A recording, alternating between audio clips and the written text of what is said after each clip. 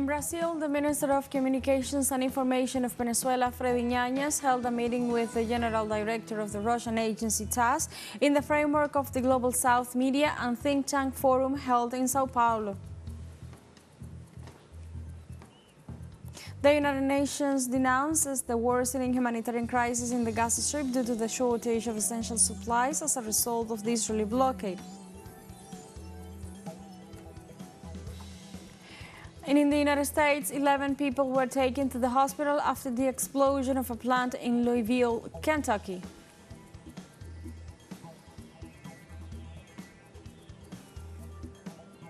Hello and welcome to From the South. I'm Alejandra Garcia from TeleSUR Studios in Caracas, Venezuela. We begin with the news. Stay with us.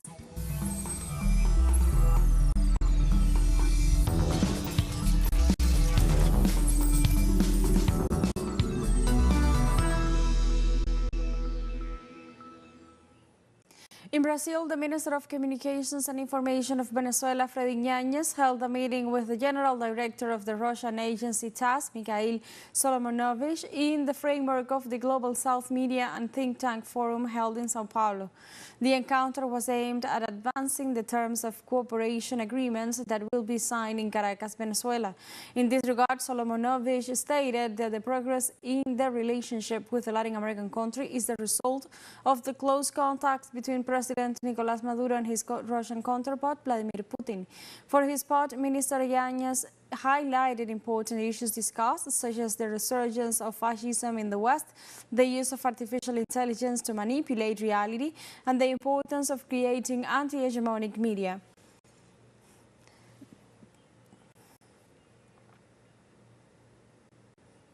In Cuba, the Director of Electricity of the Ministry of Energy and Mines, Lázaro Guerra Hernández, informed Monday that 98.36% of power has been restored in Havana. Havana is already at 98.36%. The two municipalities that are still affected are Boyeros, which is at 90%, and Lolisa at 96.5%. Havana has had a significant improvement in the last few days and has now an electricity coverage of 98.36% of its customers. Likewise, Mubic is at 93.12%. In that province, the municipalities which were the most affected since the beginning are Bitabano, which is already at 73.9%, and Kivican, which is at 43.7%. These are the two municipalities most affected. On the other hand, in Artemisa, which is the province that suffered the greatest damage, the electricity service has already reached 5,373 consumers. The National Assembly of Venezuela approved the partial reform project on the Organic Law for Justice of Communal Peace. The proposal seeks to organize the community peace justice system and modify and establish aspects related to the organization and operation of the communal territories. Likewise, the law looks to empower the people in decision-making and provide legal tools for the resolution of problems within the community spaces throughout the country. It is important to highlight that the reform was previously consulted with the Venezuelan people by the deputies, where the proposals and feedback of the population were also taken into account.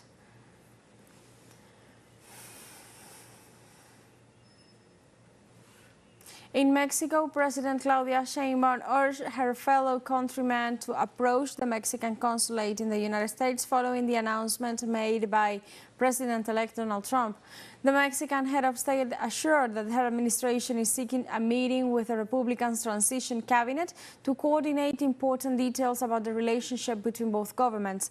In this regard, President Sheinbaum commented that she is working on the economic relationship, migration, security, and other high-level issues. The president said that her government is reinforcing consulates to protect Mexican citizens who are outside the country.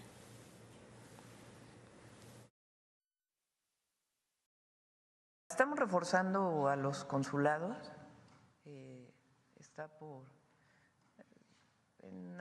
We are reinforcing the consulates, and we are informing our sisters and brothers in the United States that we will always defend them by telling them to approach the consulates. And on the other hand, we are also working on holding a meeting in due course if possible A meeting to be held with the transition cabinet of President Trump and the Mexican authorities in order to be able to advance in coordination. A World Bank report revealed that Argentina leads the world ranking in food inflation more than 11 months after the President Javier Milei took office. According to the study, between November 2023 and July 2024, food prices increased 128% in the country, while consumer prices of other items rose up to 111%. The report revealed that as a consequence of the price hikes, consumption in Argentina dropped 16% during the first semester of the year. This situation takes place after the libertarian government applied more than 100 economic and social measures.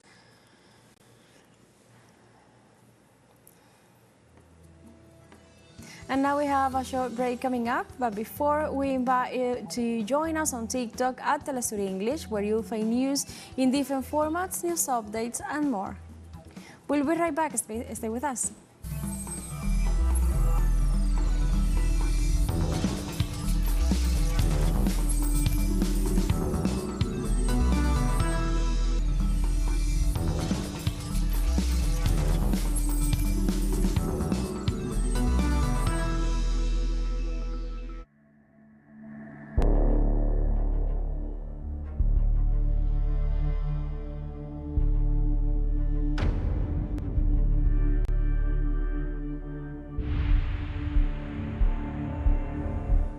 Welcome back. The United Nations denounces the worsening humanitarian crisis in the Gaza Strip due to the shortage of essential supplies as a result of the Israeli blockade. The organization warned that the levels of aid reaching Gaza have decreased as the Israeli occupation progresses, with the north of the Gaza Strip being the most affected by Tel Aviv's blockade policies.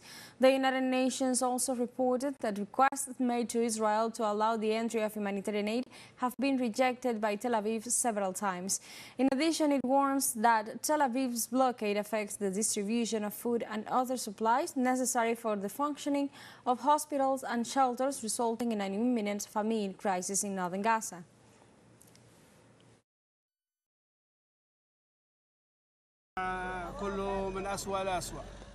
It's been almost 3 months since I received any aid box from UNICEF. It is difficult to get the necessary things to live.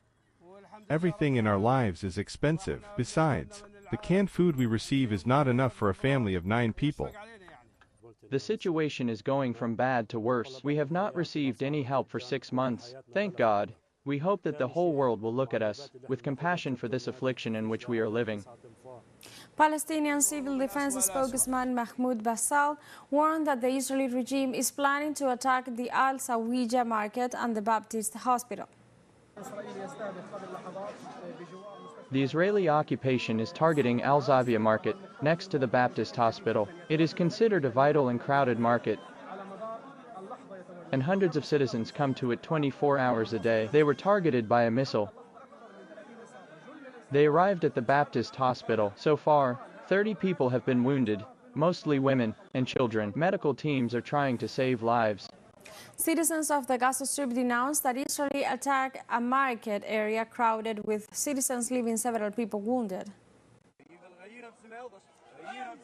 We are residents of the area. I was walking at the market, and I was walking by this street. Suddenly, there was a big explosion. It seemed to be a missile. There were martyrs and wounded, all of them children, women and citizens who were walking by the street. They were all shot. Look at the shrapnel.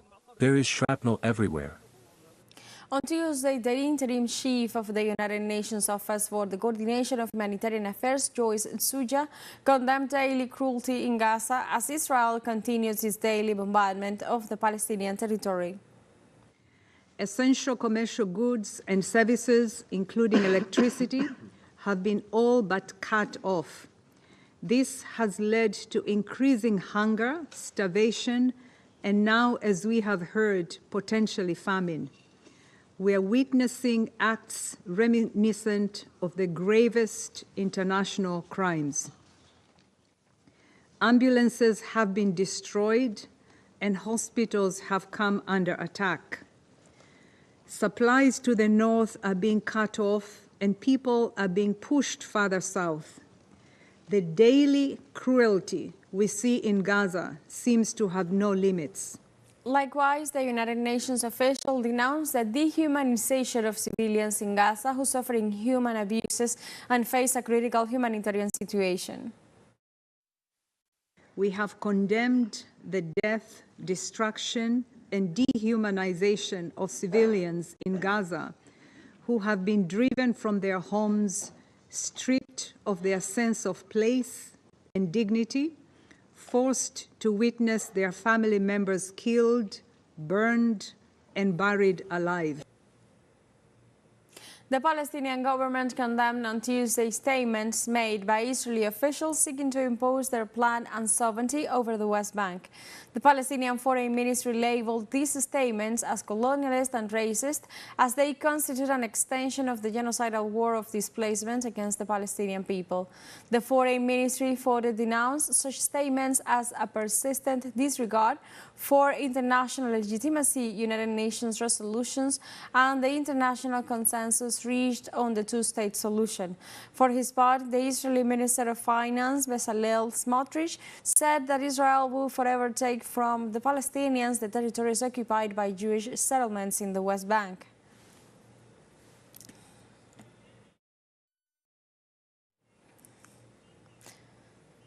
Russia, Turkey and Iran denounced the detrimental impact of the constant Israeli attacks in the Middle East within the framework of the 22nd Astana meeting on a peaceful solution in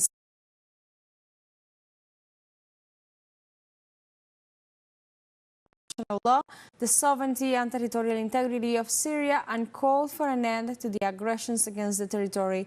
Moscow, Ankara and Tehran also condemned Tel Aviv's warlike actions in Lebanon, Palestine and the West Bank, and urged the international community and the United Nations Security Council to guarantee a ceasefire in the Gaza Strip and free humanitarian access to the Palestinian enclave.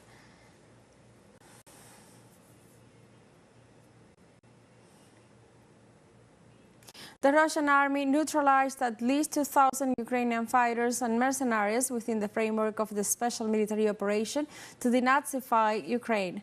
The Russian Defense Ministry reported that troops advanced on several fronts, liberating airfields and taking control of Ukrainian military and industrial power plants. In last day's offensive, Russian units inflicted damage to Ukrainian troops and groups of servicemen who occupied the Russian territory of Donetsk. Russian troops also neutralized multiple warehouses where the Ukrainian forces were storing military arsenals and ammunition. The Kremlin highlighted the precision levels of the operation in leaving considerable casualties to the Kyiv regime, with no reported civilian casualties or damage to essential infrastructure or housing.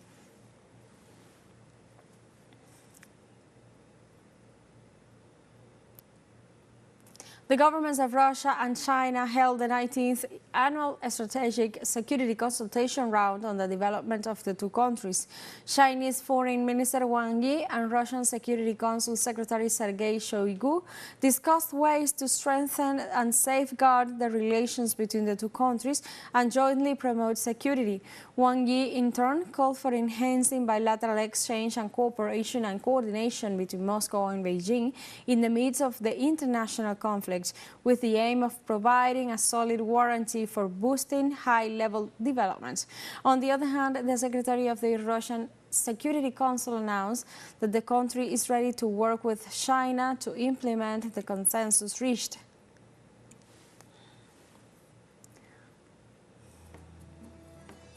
We have a second short break coming up, but before we invite you to visit our YouTube channel at TeleSUR English, there you'll be able to rewatch our interviews, top stories, special broadcastings and more. Hit the subscribe button and activate the notification bell to stay up to date on the world's most recent events. Final short break, don't go away.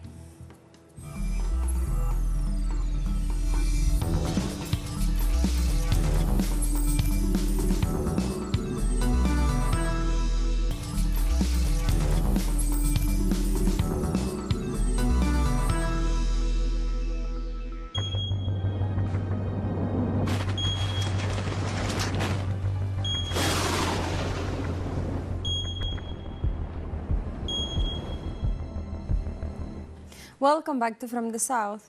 In Spain, the state meteorological agency AEMET warned of the entry of a new isolated depression at high levels, mainly on the east and south coast of the country. The weather entity issued a warning of persistent torrential rainfalls in some areas of Valencia, Baleares and Catalonia starting on Tuesday. In addition, it reported flash floods in Andalusia. 8 communities have kept on alert for the new storm, while authorities recommended citizens to check road access before driving, since some regions are closed as a preventive measure. In this regard, military troops have been deployed in Valencia alongside the Navy crew of the Galicia ship to continue rescuing, cleaning up and making recovery efforts in the already affected areas.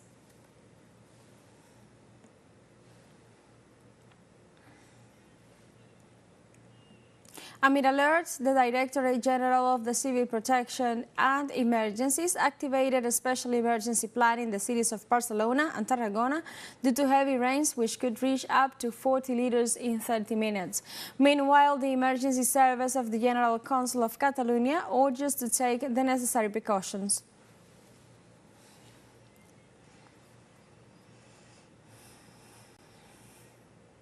For its part, the City Council of Xiva in Valencia issued a notice of suspension of classes and sport activities until further notice due to the rain alert. The measure also includes the suspension of all activities in social centers, and citizens are advised not to move from the sheltered areas. The municipality of Xiva was one of the hardest hit by the Dana.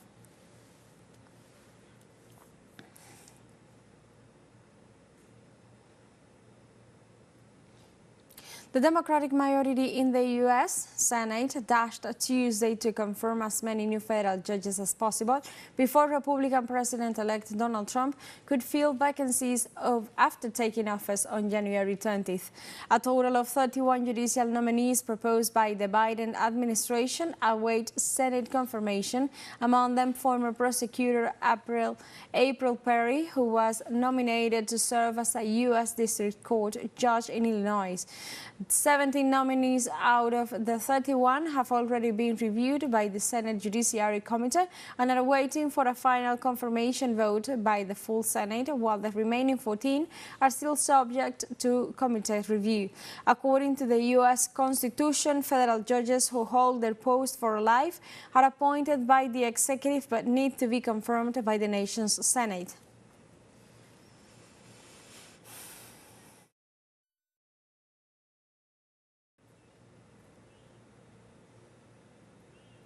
Also in the United States, 11 people were taken to the hospital after the explosion of a plant in Louisville, Kentucky. Authorities detail that people are still missing and trapped inside the building after the explosion.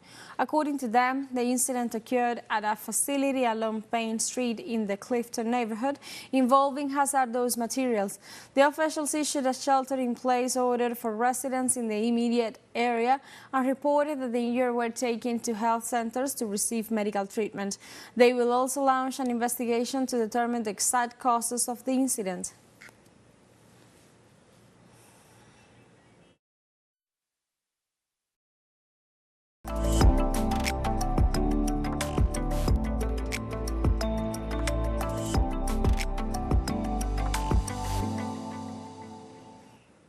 In China, a museum was inaugurated at the south side with a variety of exhibitions showing the lifestyles and culture of the ancient inhabitants of this territory.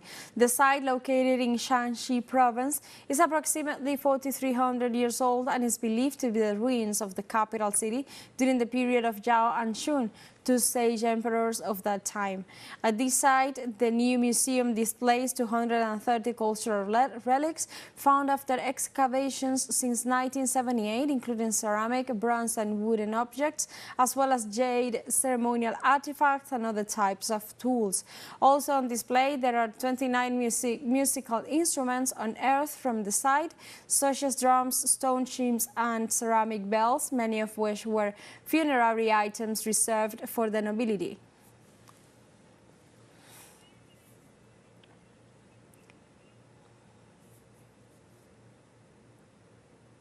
Caracas, Venezuela gets ready to host its first International Poetry Book Fair, to be held from November 14th to 17th. The event will take place at the Center for Latin American Caribbean Studies, Rómulo Gallegos, under the slogan, "A World of Poetry in Just One Place." The literary celebration will be attended by poets from 14 countries and will also include the participation of more than 30 national and international publishers. The program features a variety of activities during the 4 days of the fair, including exhibitions, forum, books, sales, lectures, recitals, and workshops for the public.